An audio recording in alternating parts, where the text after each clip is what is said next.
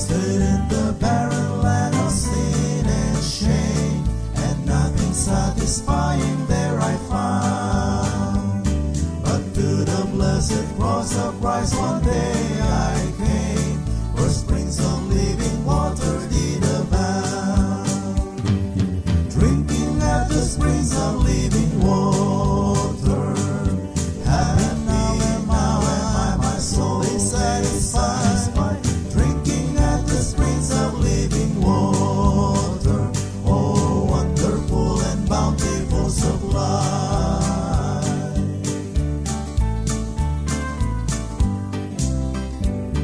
How sweet the living water from the hills of God, it makes me glad and happy all the way.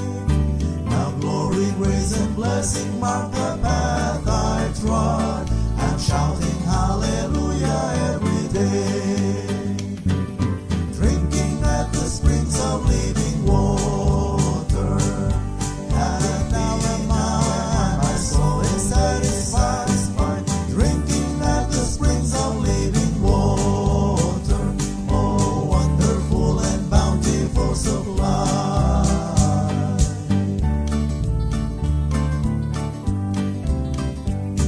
Oh sinner, won't you come today to Calvary? A fountain there is flowing deep and wide. The Savior now invites you to the water free, where thirsty spirits can be satisfied. Drinking at the springs of living water, and now am I, my soul is satisfied. Drinking at the springs of living water, oh wonderful and bountiful supply. Drinking at the springs of living water, and now am I, my soul is satisfied. Drinking at the springs of living water, oh wonderful and bountiful supply. Oh wonderful and bountiful supply. Oh wonderful and bountiful supply.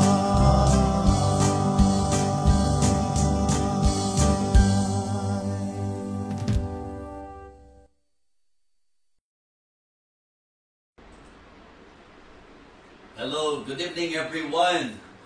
Pinupuri ko po ang Panginoon sa gabing ito para sa ating pong muling pagkakataon sa masayang pag-aaral ng salita ng Diyos. So, ngayong gabing ito, atin na pong sisimulan ang ating pong pagpipiesta sa salita ng Diyos. Amen? Basing on the divine verses. Ang ating pong pag-aaralan ay nasa Job chapter 23. Job chapter 23 and verse number 12. Ganito po ang sabi ng talata. Neither have I gone back from the commandment of his lips. I have esteemed the words of his mouth more than my necessary food. Ito po ay sinabi ni Job na kung saan ipinupunto po niya ang isang napakahalagang katotohanan na ang salita ng Diyos ay napakahalaga. Ang sabi nga po niya, I have esteemed the words of his mouth more than my necessary food. Akin pong nais ibigay sa inyo ang mensahe na pinamagatan ko pong the worth of the word. Ang kahalagahan po ng salita. Of course, ang pinag-uusapan natin, salita ng Diyos. Before we proceed, nais ko muna pong humingi tayo ng gabay sa Panginoon. Let us pray. Dakilang Diyos, aming Panginoon, kami po'y nagpapasalamat sa pagkakataong ito na muling ipinagkaloob sa amin upang kami po'y makinig ng iyong banal na salita. Salamat po sa iyong masaganang biyaya. Salamat po maging sa karunungan at sa gabay na ibinibigay mo po sa iyong lingkod. Lord, I would like to completely rely on you and on your power, O God, because I believe na ikaw po ang siyang maaari namin panghawakan at ikaw lang po ang siyang maaaring makakilos ng puso ng kinauukulan. May you bless us once again, Heavenly Father, through this preaching. Bless me, O Lord, I pray, and use me as your mouthpiece, O God. We praise you, we honor you, and we thank you. In Christ's most precious name, Amen.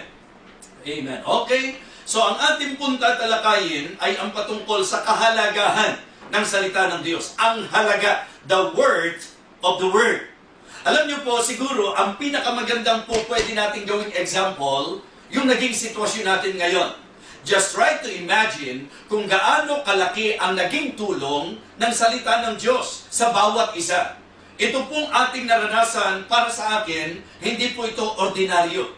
Hindi po ito isang magaan na bagay. I can say na matinding laban po ito. Ang krisis na ito ay po pwede na yumanig sa bawat isa po sa atin.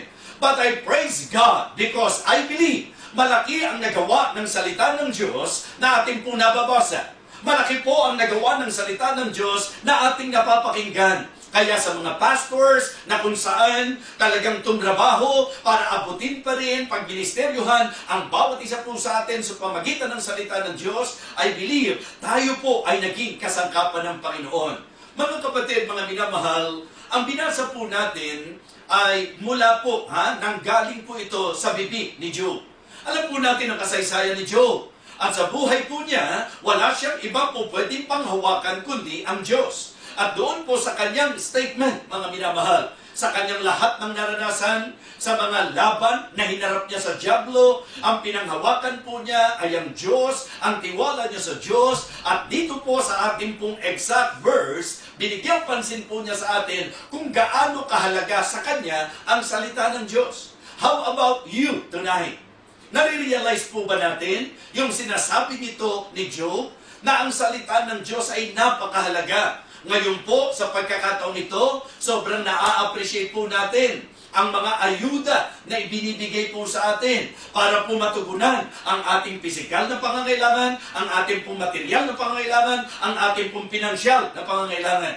Pero wag po nating makalimutan, mga minamahal, na dapat lalo at higit ang pasalamatan natin sa Panginoon ay ang espiritual na ayuda po sa atin. What I mean to say, ang bawat salita ng Diyos na pwede natin panghawakan at naging lakas natin, naging comfort natin dito po sa ating laban na kinaharap na ito. So, let me share with you tonight this very important message about the Word of God, the Word of the Word. Kaano kahalaga ang salita ng Diyos? Sa anong larangan po pwede nating masabi na napakahalaga po ng salita ng Diyos? Mga kapatid, mga minamahal, mga kaibigan, unang bagay po na magandang ma-realize po natin ang halaga ng salita ng Diyos sa usapan ng dakilang kaligtasan.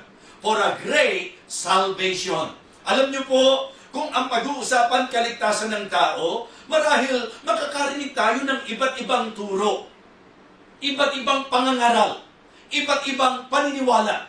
Pero let me emphasize with you tonight, to all of you tonight, let me emphasize, ito pong napakahalagang mensahe ito, na ang salita ng Diyos ay napakalaking pakinabang, napakahalaga sa usapin ng kaligtasan. Tingnan po natin ang sabi ng Bible sa John chapter 5 and verse number 39. John chapter 5, mga kaibigan, nawa ito po ay bigyang pansin at pagpapahalaga po natin na kaya dapat magbukas tayo ng Biblia, kaya dapat pag-aralan natin ang Biblia, kaya dapat saliksikin natin ang salita ng Diyos sapagkat ito po ay malaking tulong, ito po ang magtuturo po sa atin patungkol sa dakilang kaligtasan.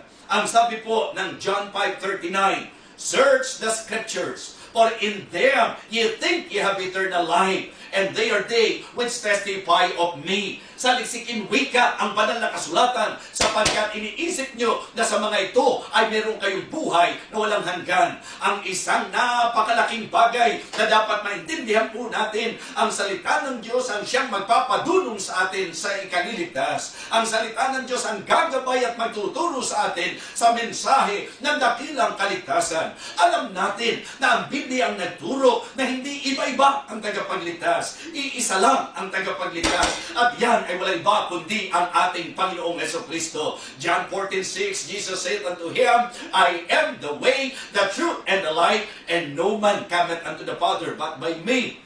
At naalala ko po na si Apostol Pablo, nung siya po ay nangusap kay Timoteo, nung sulatan po niya si Timothy, ang sabi po niya sa 2 Timothy chapter 3, ang sabi sa verse number 15, 2 Timothy chapter 3 and verse number 15, and that from a child thou hast known the Holy Scripture, which are able to make thee wise unto salvation. Maliwanag na tukoy sa sinasabi ni Apostol Pablo na ang salita ng Diyos ang magpapadunong sa atin, sa atin pong ikaliligtas. I am telling you, friends, bawat isa po sa atin, it is good for us to realize that, na napakahalaga ng salita ng Diyos para sa ating kaligtasan. Alam niyo po, ang sabi ng Hebrews chapter 2 and verse number 3, how shall we escape if we neglect so great salvation?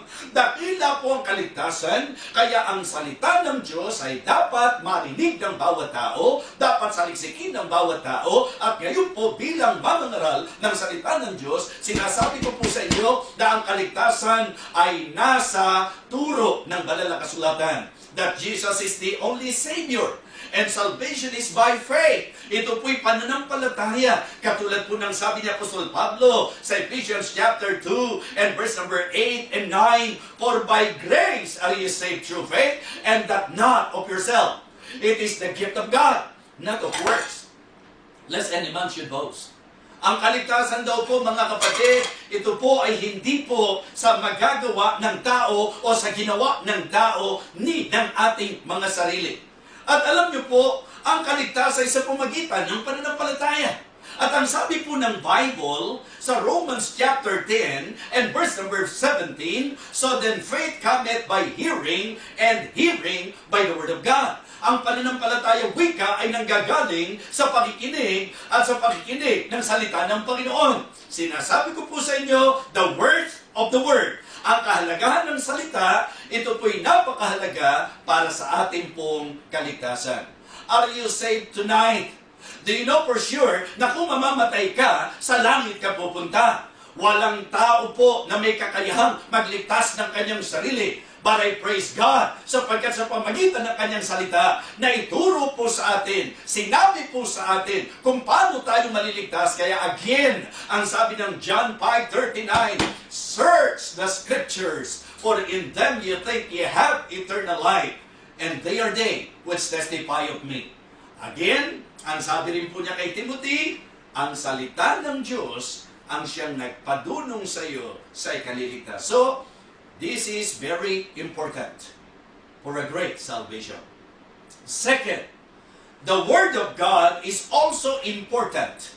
Okay? The words of the Word. Para sa ating pong lakad. For a guided step. Ang ibig sabihin po, kung gusto nating makatiyak sa ating lakad, sa ating hakbang, sa ating buhay, kailangan po natin ng gabay, salita ng Diyos. Tingnan po natin ang sabi ng Psalm chapter 119 and verse number 11. Ang sabi po ng Psalm 119 and verse 11, thy word have I hid in my heart, that I might not sin against thee. Iningatan ko, wika, ang iyong salita sa aking puso upang ako hindi magkasala laban sa iyo. Upang wag akong magkasala laban sa iyo. Talagang gagabayan ka ng salita ng Diyos.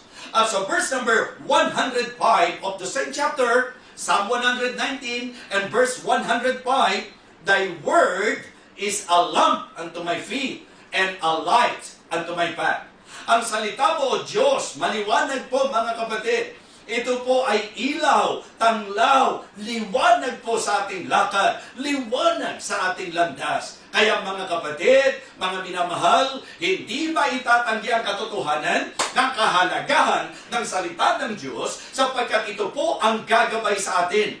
Dito po natin makikita sa salita ng Diyos kung ano yung dapat hakbangan at hindi natin dapat hakbangan. What I mean to say, itinuturo ng salita ng Diyos ang mga do's and don'ts. Para din po sa isang tuwid na lakad, para sa maayos na pamumuhay. Ang salita ng Diyos ay napakalaking pakinabang. Ito po ay magtuturo sa atin. Ito po ay sasaway sa atin. Ito po ay sasansala sa atin. We need to be guided, my friend, sa buhay po natin. And that is why we should realize the Word and the importance of God's words. Napakahalaga ng salita ng Diyos. Alam po ninyo, kapag kasi ang pinag-usapan, yung pong buhay espiritual po natin, ang talagang makapagtuturo sa atin, salita ng Diyos. Pag iniisip ko po yun, kasi ang sabi niya, Thy word is a lamp unto my feet, and a light unto my path. Ibig sabihin po, yung isa, patungkol sa hakbang. Yung pong magbibigay liwanag sa dapat mong hakbangan. At yung isa po ang idea, yung liwanag sa patutunguhan.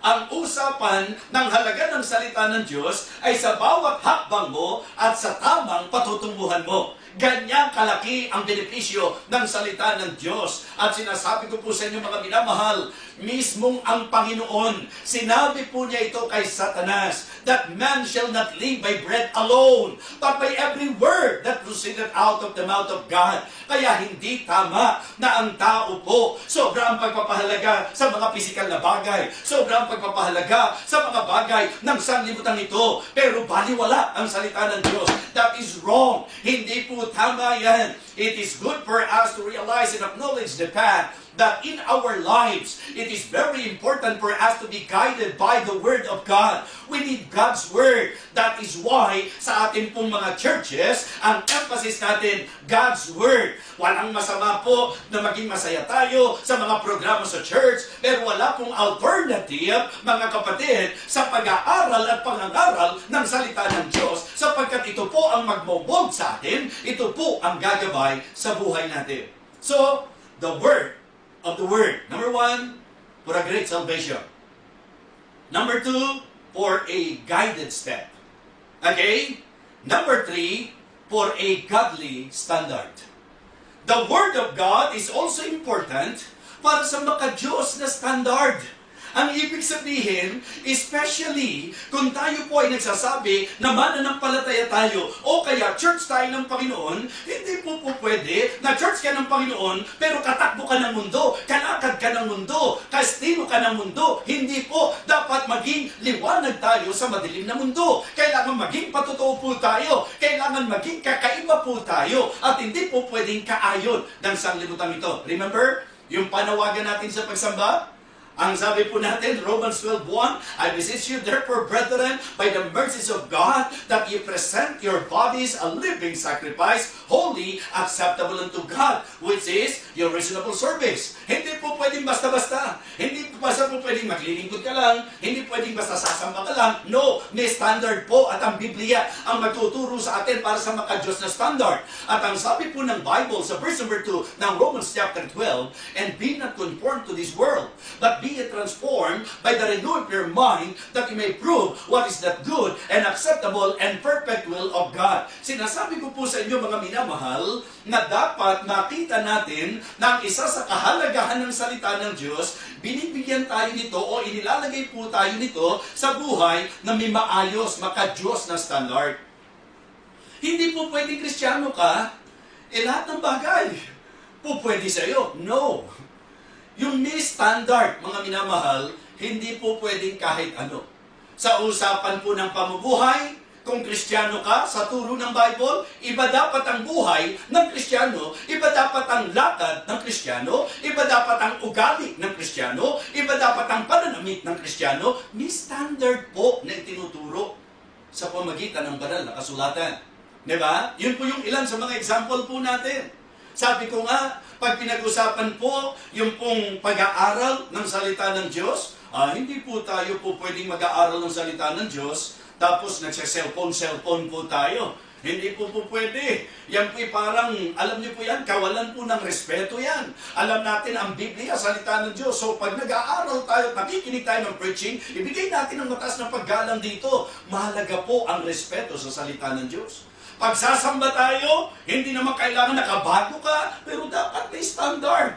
Yung kagayakan po natin, tinuro po ng Bible yan. Yung idea po ng attire, di po ba? Tinuturo po. Ang sabi nga po, dapat modest apparel. So yun po yung ating laging isinasagot na po ang Biblia ang pag-uusapan natin. Hindi pwedeng kahit ano. Kung ikaw ay Kristiyano, lalo na kung babae ka, ang sabi po ni Apostol Pablo sa sulat niya kay Timoteo, naturuan ang mga kababaihan na sila po'y gumaya na may kahinhing kagayakan. Mahinhing kagayakan, meaning modest apparel. So may standard. Pag sa Kristiyano po, hindi pwedeng kahit ano. Diyan tayo natutulungan ng salita ng Diyos. Inilalagay tayo ng salita ng Diyos na siya ang ating standard. Bakit yung mga kilala kong church, ganito ginagawa nila? Sila ba ang standard mo? Okay? Bakit yung mga sikat na mga tao, ganito ginagawa nila? Sila ba standard mo? So, ang Biblia po, napakahalaga kasi ito yung standard natin. Tingnan niyo po ang sabi ng Psalm chapter 19, please. Psalm chapter 19. Dito po, binigyang pansin ang patungkol sa salita ng Diyos sa iba't ibang katawagan. Tingnan niyo po ang sabi, beginning verse number 7. The law of the Lord is perfect, converting the soul. The testimony of the Lord is sure, making wise the simple. The statutes of the Lord are right, rejoicing the heart. The commandment of the Lord is pure, enlightening the eyes. The fear of the Lord is clean, enduring forever. The judgments of the Lord are true and righteous altogether. More to be desired are they than gold. Kita niyo po, yung mga Kristiyano na tama ang kaisipan. Yung mga tunay na mananampalataya. Kaya for me, it is very questionable na kiniklaim ng isang tao na Kristiyano siya, pero yung importansya ng salita ng Diyos, hindi mo maramdaman sa kanya.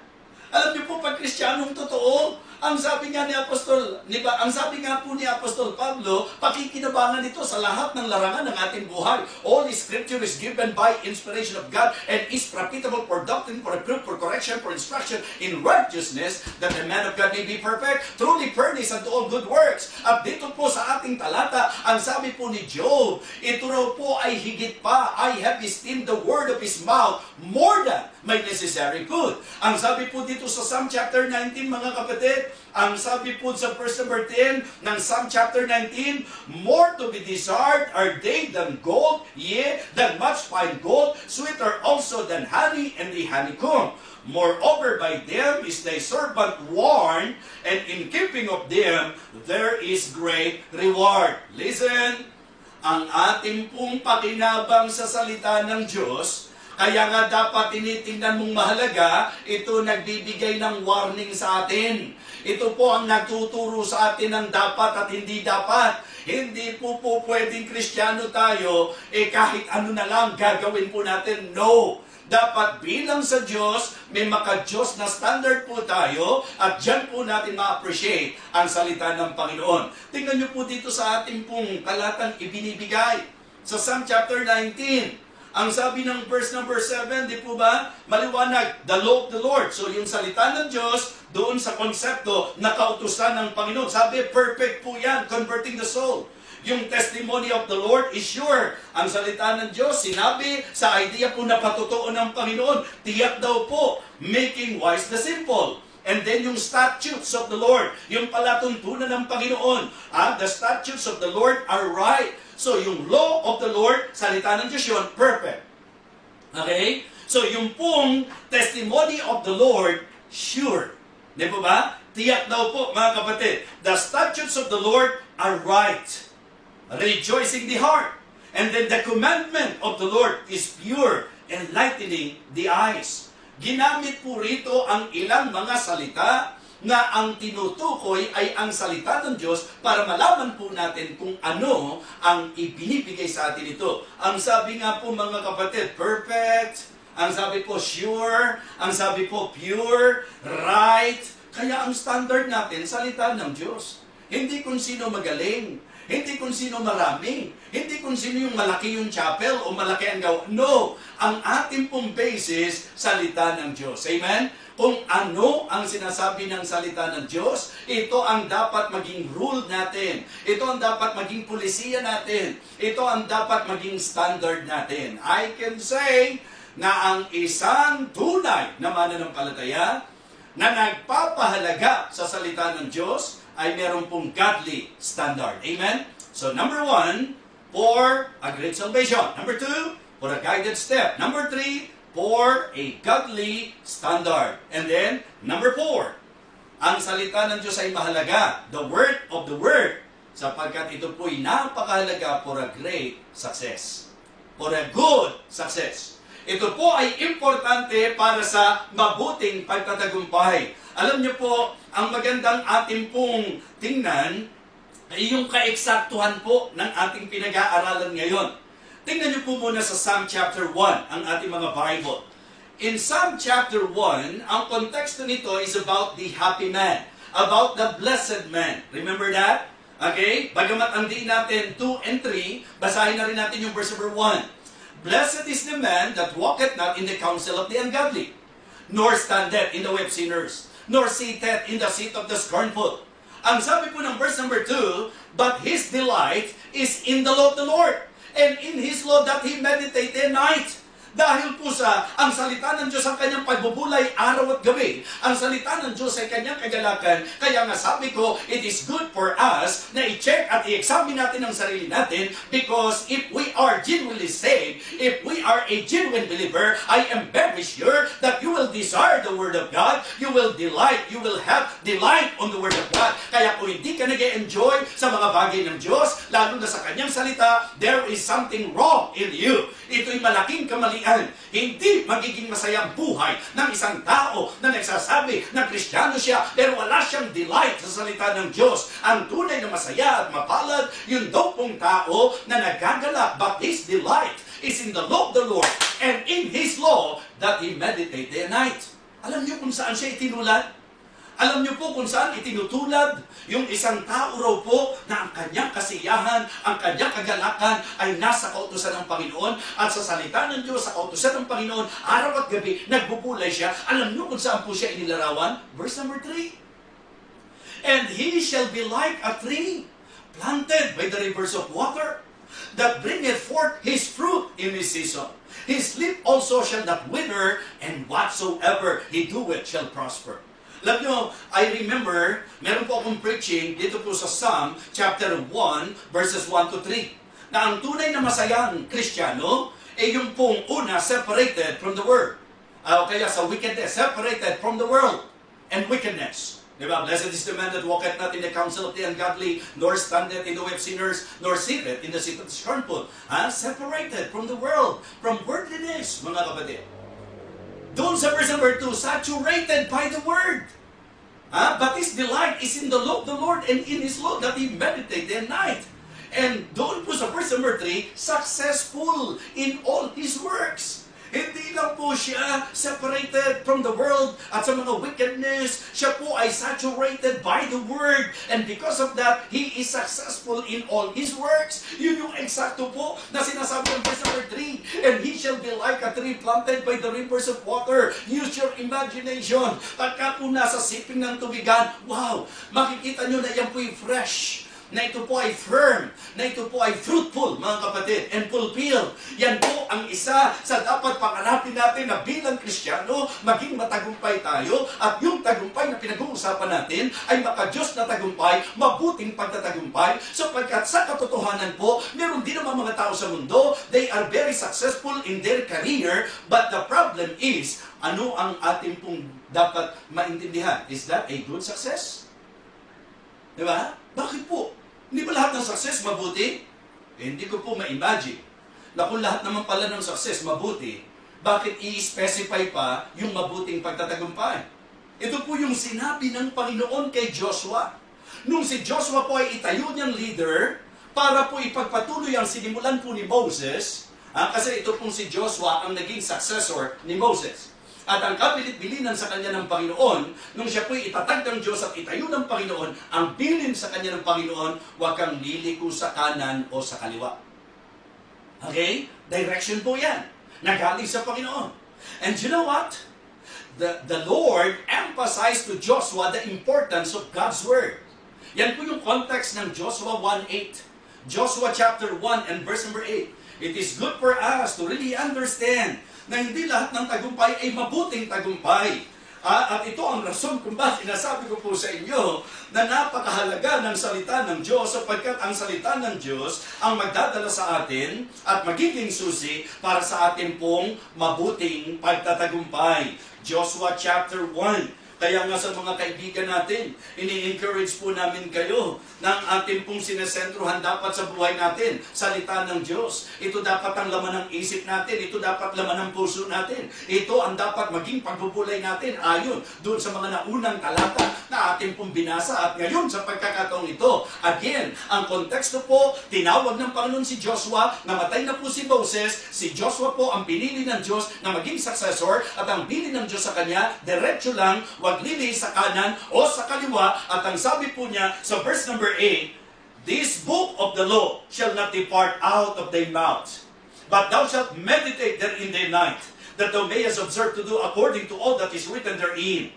For then thou shalt make thy way prosperous, and then thou shalt have good success. Tingnan niyo po yung consistency. Di ba? Sa Psalm chapter 1, verses 2 and 3, yun po yung concept. Nang sabi niya, but his delight is in the law of the Lord, and in his law that he meditate day and night. Hindi ba yun din po ang sabi kay Joshua, but thou shalt meditate therein day and night. Huwag mahiwalay sa iyong bibig, sa iyong buhay. Ito ang salita ng Diyos, but thou shalt meditate therein day and night. Anong sabi po nung psalmist? So verse number 3, and he shall be like a tree planted by the rivers of water, that bringeth forth his fruit in his season. His leaf also shall not wither. Listen to this, and whatsoever he doeth shall prosper. Anong sabi niya? Ganun din ang sinabi po kay Joshua. Maging pagbubulay mo araw at gabi, that thou mayest observe to do according to all that is written therein. For then thou shalt make thy way prosperous, and then thou shalt have good success. Mga kapatid, apat na bagay po na gusto kong matutunan po natin. Kaya dapat magpasimula na po tayo na talagang makita natin ang halaga ng salita ng Diyos sa ating buhay. The word of the word. Napakahalaga ng salita ng Diyos for a great salvation, for a guided step, for a godly standard, and for a good success. Hindi ka magtatagumpay away from the word. Hindi ka magkakaroon ng good success kung hindi mo gagawing gabay ang salita ng Diyos. Kung hindi ka dito susunod, kung hindi ito magiging panuntunan mo, kung hindi itong gagamitin mong standard, kung hindi mo pahahalagahan ang salita ng Diyos. So, sinasabi ko po sa bawat isa sa atin, the Word of God is very important. Ang ganda, no? Na ang mga Kristiyano, kasi imagine nyo po sa naging tagumpay ni Job. Sa palagay nyo po, walang kinalaman yung ganitong klase ng attitude niya at ng pagbibigay halaga niya sa salita ng Diyos. Just try to imagine what Job experienced in his life, especially yung attack ni Satan sa buhay niya, that in all aspect of his life, he has been attacked by Satan. But listen, according sa story, sa kalunduan, naging matagumpay po itong si Job. Why? Because in the life of Job, okay, binigyan niya ng mataas na pagpapahalaga ang salita ng Diyos. Alam niyo po mga kapatid, ang salita ng Diyos ay napakatibay na mapangahawakan po ng bawat Kristiyano. Napakahalaga na sa mensahe natin ito, maturuan po tayo, mapaalalahanan po tayo mga kapatid. Naniniwala ako, just try to imagine ang sabi po niya, okay, I have esteemed the word of his mouth more than my necessary food. Alam niyo, minsan sa buhay natin, sa physical, hindi tayo makaskip ng kahit isang kaila. Di ba? Talagang umiinit ang ulo natin pagka hindi tayo nakakakain. Di po ba? Pagka medyo matindi gutom natin dahil hindi tayo nakakain, o kaya nalamangan tayo ng iba, o kaya naubusan po tayo. Di ba? May epekto na kaagad sa atin. Ang tanong ko lang, sa spiritual aspect ng buhay mo, nare-realize mo ba yan? Bakit ang dami-dami mga nagsasabing Kristiyano, okay lang na lagi nag-skip sa service? Okay lang na nag-skip sa Sunday school? O just try to imagine, paano makukonbinse na talagang yung taong ito, mahalaga sa kanya ang salita ng Diyos kung okay lang na hindi maka-attend ng Sunday school, okay lang na late dumarating ng preaching, di ba? Hindi nagbabasa ng Bible. Ibahin niyo po si Job. Grabe po. Yun yung magandang pangarapin nating ma-reach nating level na yung salita ng Diyos, i-esteem natin siya ng higit pa sa ating mga pagkain. Yung pang-araw-araw na pagkain. At doon po sa Psalm chapter 19, more to be desired than gold. Diba? Ang sabi po higit pa sa mga kayamanan dito sa lupa. Alam niyo po, walang ibang makaka-appreciate nitong sinasabi ko, kundi yung mga totoong nakikita nila na ang halaga-halaga talaga ng salita ng Diyos. Sa akin personally, napakalaking bagay na nagawa ng salita ng Diyos para maging parang okay at nakakayanan natin itong COVID-19 na ito di po ba? Imagine po, ikaw personally.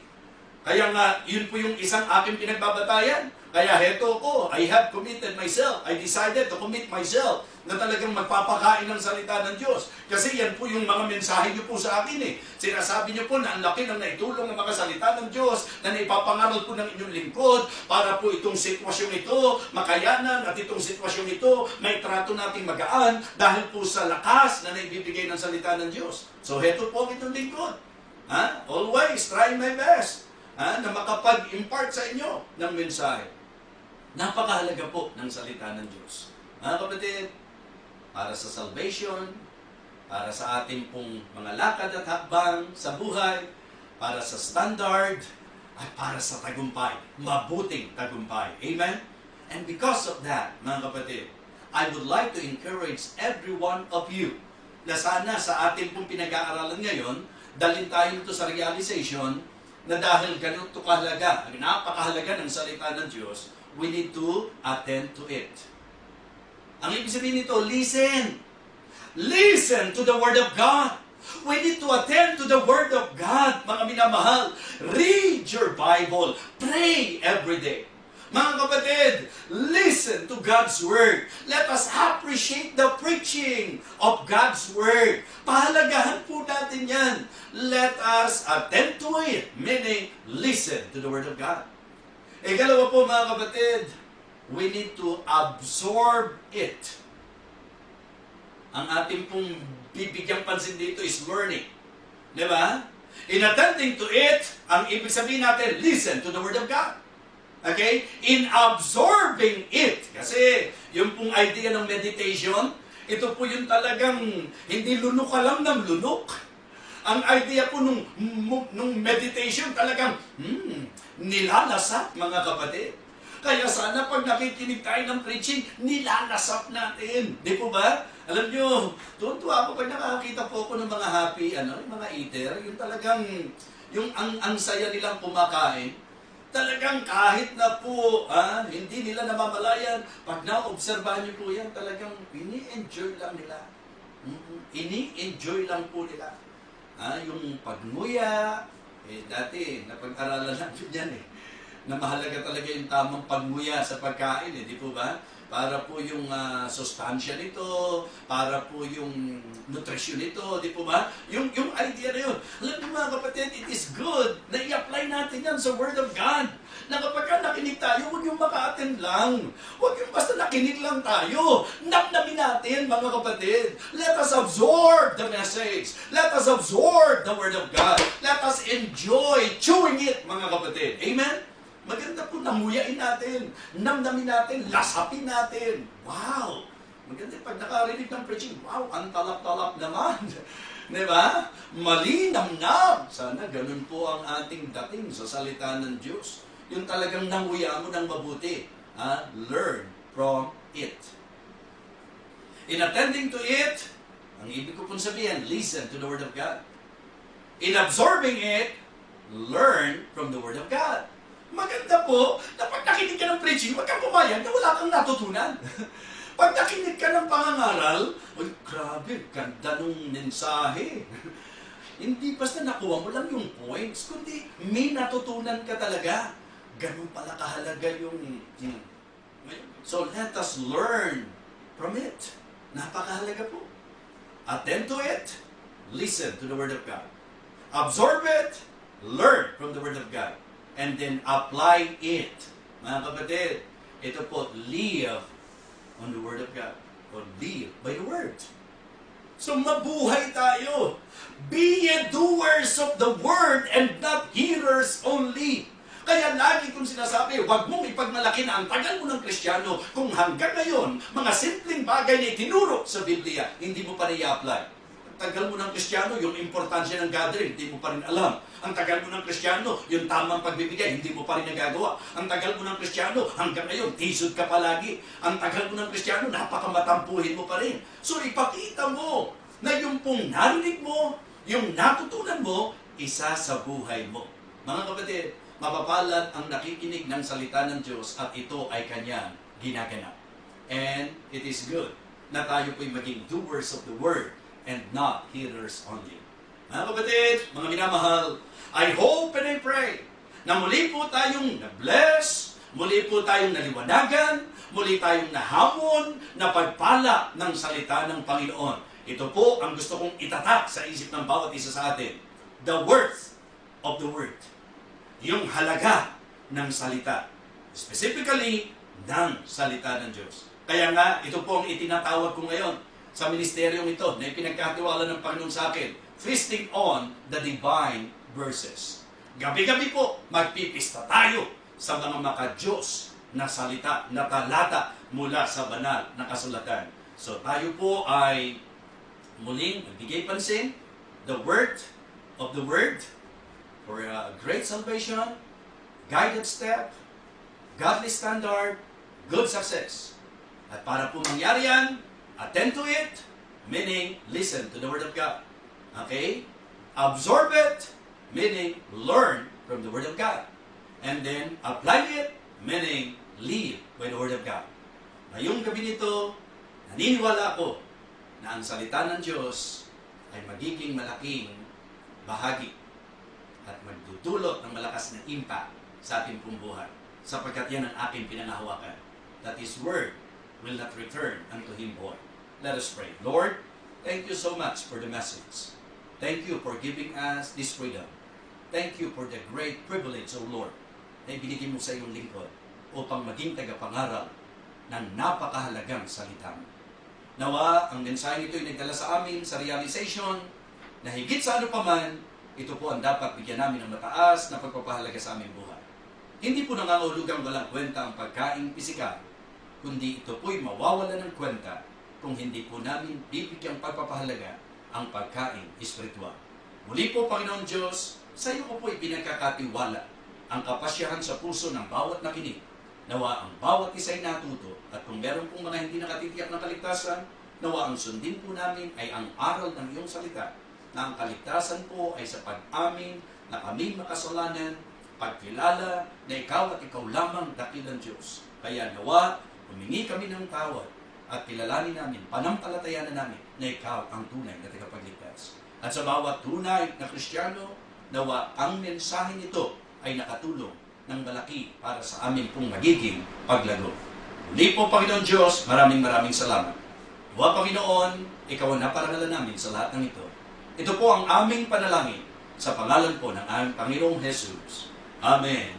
Amen. Purihin ng Diyos at umaasa po ako na sa gabi-gabing magiging pag-aaral natin, sasamahan niyo po ang inyong lingkod. Again, feasting on the divine verses. Purihin ng Diyos. God bless you all.